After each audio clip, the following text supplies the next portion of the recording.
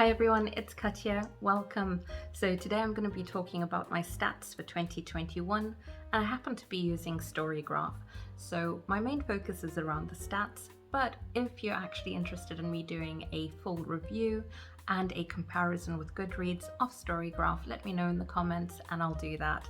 But for now, it's really just a tool to show you what my stats for this year are. Start off with the home page. I've also got reading challenges, community and profile. So I'm going to be focusing on the home page and then go to the profile because that's where I've got my stats.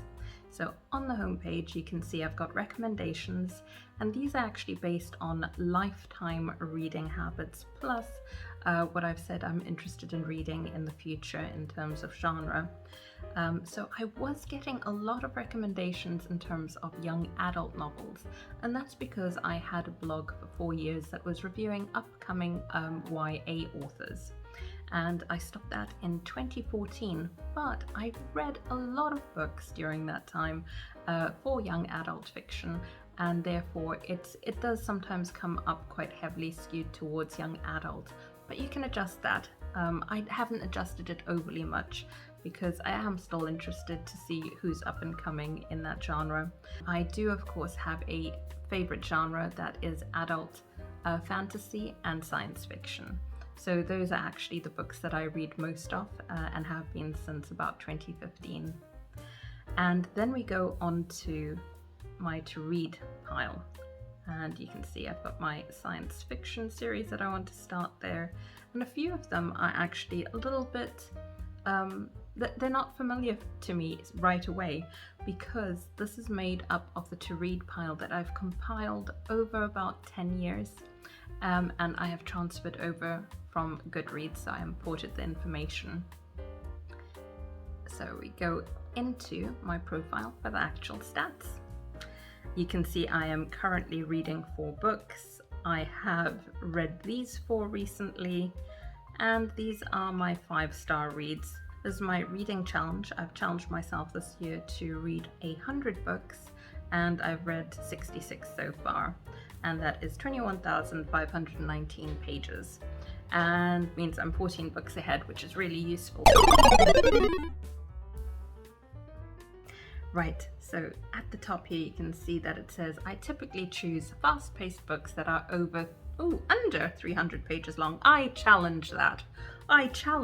We shall see. Right, mainly reads fiction. Yeah, I'm fine with that. That are adventurous, mysterious and light-hearted. Where is it getting minus 300? Let's go into the stats and see. Dubious. Right, so you can choose all-time stats, but I won't be doing that this time. You can select a particular month of reading to see, and you can compare it to time periods, but that's only if you actually pay for Storygraph, for the Storygraph Plus, which I haven't done. So again, we see the reading challenge, 66%, which is good for me. Books that I've read. This here shows you the moods, and I typically read lighthearted, adventurous, and then emotional. So those are my top 3 moods, but I've got quite a good spread of different moods in there, so that's looking good.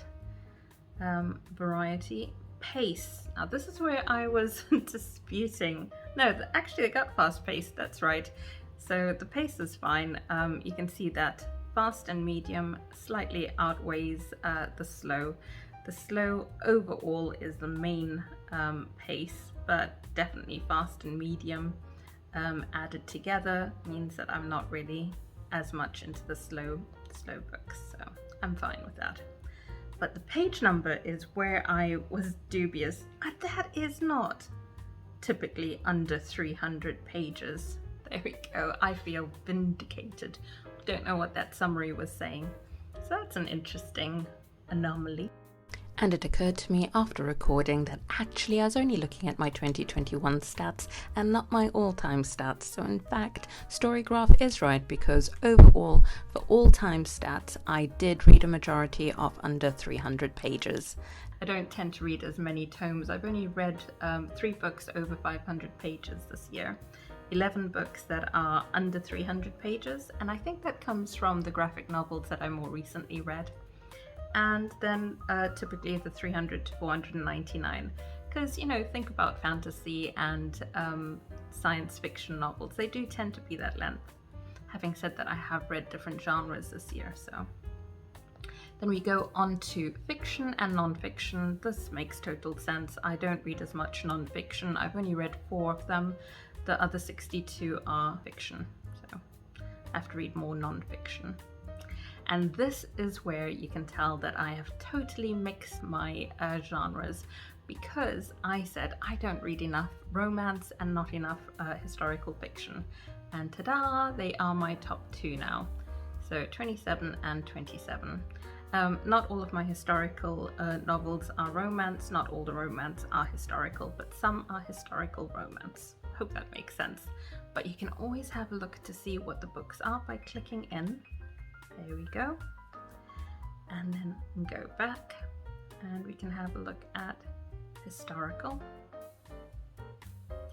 And you can see the other Bennett sister came up in both categories, but obviously Heartstopper being contemporary did not come up in the historical. Now my favorite has actually come up as number 3.